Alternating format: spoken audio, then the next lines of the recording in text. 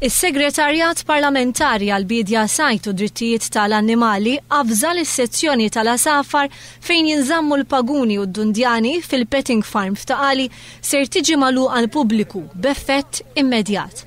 Dan għaliex waqt analiżi li saret fuq dawn it-tjur, irriżulta li l-paguni u d-dundjani għandhom is-salmonella.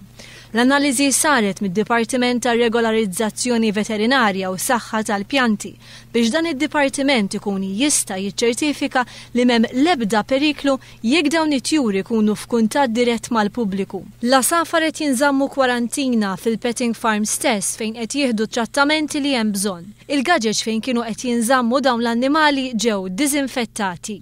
Din is-sezzjoni terġa' tinfetaħ għall pubbliku wara li joħorġu riżultati negattivi għas-salmonella.